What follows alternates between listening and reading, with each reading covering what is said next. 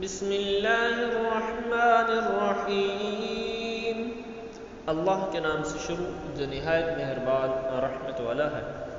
وَبَشِّرِ الَّذِينَ آمَنُوا وَعَمِلُوا الصَّالِحَاتِ أَنَّ لَهُمْ جَنَّاتٍ تَجْرِي مِن تَحْتِهَا الْأَنْهَارُ كُلَّمَا رُزِقُوا مِنْهَا مِنْ ثَمَرَةٍ رِزْقًا قَالُوا هَذَا الَّذِي رُزِقْنَا مِن قَبْلُ وَأُتُوا بِهِ مُتَشَابِهًا وَلَهُمْ فِيهَا أَزْوَاجٌ مُطَهَّرَةٌ وَهُمْ فِيهَا خَالِدُونَ۔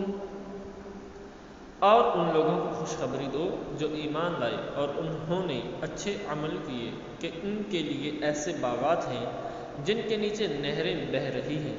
جب انہیں ان باغوں سے کوئی پھل کھانے کو دیا جائے گا تو کہیں گے یہ تو وہی رزق ہے جو ہمیں پہلے دیا گیا تھا، حالانکہ انہیں ملتا جلتا پھل پہلے دیا گیا تھا۔ اور ان جنتیوں کے لیے ان باغوں میں پاکیزہ بیویاں ہوں گی اور وہ ان باغوں میں ہمیشہ رہیں گے۔ اللہ تعالیٰ کی سنت یہ ہے کہ قرآن میں ترغیب یعنی ڈرانے کے ساتھ ترغیب بھی ذکر فرماتا ہے۔ اسی لیے کفار اور ان کے اعمال و عذاب کے ذکر کے بعد مومنین اور ان کے اعمال و ثواب کا ذکر فرمایا اور انہیں جنت کی بشارت دی۔ صالحات یعنی نیکیاں وہ عمل ہیں جو شرعاً اچھے ہیں، ان میں فرائض و نوافل سب داخل ہیں۔ یہاں بھی ایمان اور عمل کو جدا جدا بیان کیا، جس سے معلوم ہوا کہ عمل ایمان کا جزو نہیں ہے۔ جنت کے پھل رنگت میں آپس میں ملتے جلتے ہوں گے مگر ذائقے میں جدا جدا ہوں گے۔ اس لیے ایک دفعہ ملنے کے بعد جب دوبارہ پھل ملیں گے تو جنتی کہیں گے کہ یہ پھل تو ہمیں پہلے بھی مل چکا ہے، مگر جب وہ کھائیں گے تو اس سے نئی لذت پائیں گے اور ان کا لطف بہت زیادہ ہو جائے گا۔ اس کا یہ بھی معنی بیان کیا گیا ہے کہ انہیں دنیاوی پھلوں سے ملتے جلتے پھل دیے جائیں گے تاکہ وہ ان پھلوں سے مانوس رہیں، لیکن جنتی پھل ذائقے میں دنیاوی پھلوں سے بہت اعلیٰ ہوں گے۔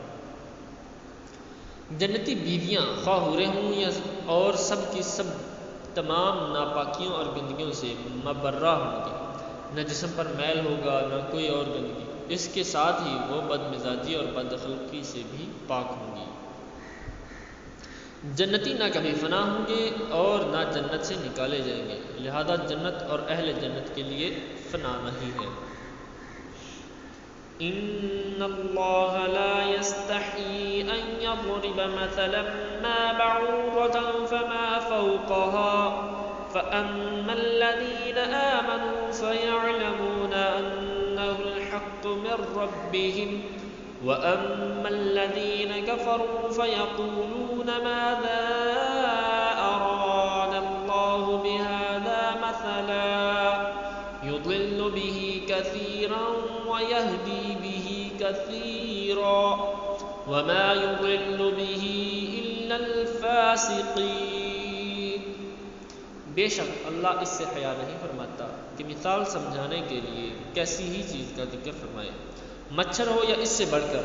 بہرحال ایمان والے تو جانتے ہیں کہ یہ ان کے رب کی طرف سے حق ہے، اور رہے کافر تو وہ کہتے ہیں اس مثال سے اللہ کی مراد کیا ہے۔ اللہ بہت سے لوگوں کو اس کے ذریعے گمراہ کرتا ہے اور بہت سے لوگوں کو ہدایت عطا فرماتا ہے، اور وہ اس کے ذریعے صرف نافرمانوں ہی کو گمراہ کرتا ہے۔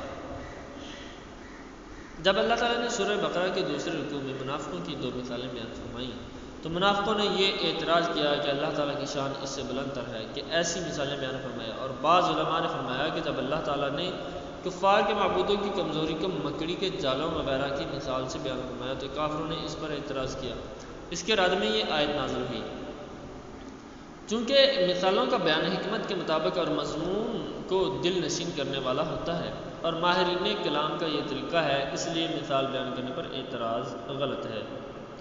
ان الفاظ سے کافروں کو جواب دیا گیا کہ مثالیں بیان کرنے سے اللہ تعالیٰ کا کیا مقصود ہے۔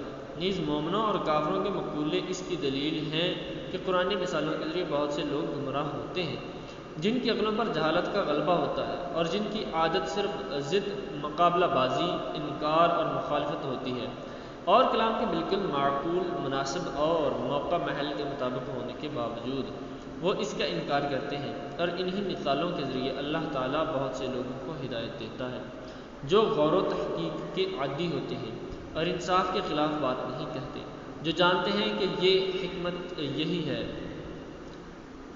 کہ عظیم المرتبہ چیز کی مثال کسی قدر و قیمت والی چیز سے اور حقیر چیز کی مثال کسی ادنا شے سے دی جاتی ہے، جیسا کہ اوپر آیت نمبر 17 میں حق کی مثال نور سے اور باطل کی مثال تاریکی سے دی گئی۔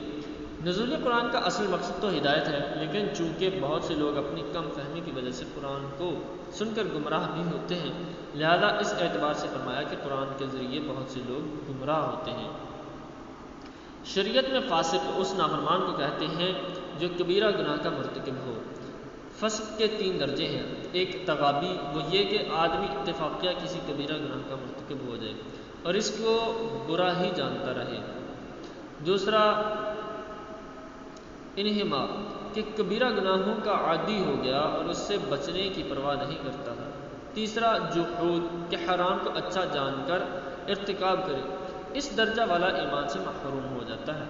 پہلے 2 درجوں میں جب تک سب سے بڑے کبیرہ گناہ یعنی کفر و شرک کا ارتکاب نہ کرے وہ مومن و مسلمان ہے۔ مذکورہ آیت میں فاسقین سے وہی نافرمان مراد ہیں جو ایمان سے خارج ہوئے۔ الذين ينقضون عهد الله من بعد ميثاقه ويقطعون ما أمر الله به أن يوصل ويفسدون في الأرض أولئك هم الخاسرون۔ وہ لوگ جو اللہ کے وعدے کو پختہ ہونے کے بعد توڑ ڈالتے ہیں اور اس چیز کو کاٹتے ہیں جس کے جوڑنے کا اللہ نے حکم دیا ہے اور زمین میں فساد پھیلاتے ہیں، تو یہی لوگ نقصان اٹھانے والے ہیں۔ اس سے وہ عہد مراد ہے جو اللہ تعالیٰ نے گزشتہ آسمانی کتابوں میں حضور سید عالم صلی اللہ تعالیٰ علیہ وآلہ وسلم پر ایمان لانے کے متعلق فرمایا تھا۔ ایک قول یہ ہے کہ عہد 3 ہے۔ پہلا عہد وہ جو اللہ تعالیٰ نے تمام اولاد آدم سے لیا کہ اس کی ربوبیت کا اقرار کریں، اس کا بیان سورہ اعراف آیت نمبر 172 میں ہے۔ دوسرا عہد انبیاء کرام علیہ السلام کے ساتھ مخصوص ہے کہ رسالت کی تبلیغ فرمائیں اور دین قائم کریں، اس کا بیان سورہ احزاب آیت نمبر 7 میں ہے۔ تیسرا عہد علماء کے ساتھ خاص ہے کہ حق کو نہ چھپائیں، اس کا بیان سورہ آل عمران آیت 187 میں ہے۔ جن چیزوں کے ملانے کا حکم دیا گیا وہ یہ ہیں: رشتہ داروں سے تعلقات جوڑنا، مسلمانوں کے ساتھ دوستی و محبت کرنا، تمام انبیاء علیہ السلام کو ماننا، تمام کتابوں کی تصدیق کرنا اور حق پر جمع ہونا۔ ان کو قطع کرنے کا معنی ہے رشتہ داروں سے تعلق توڑنا، انبیاء علیہ السلام کو نہ ماننا اور اللہ تعالیٰ کی کتابوں کی تصدیق نہ کرنا۔ صدق اللہ العظیم۔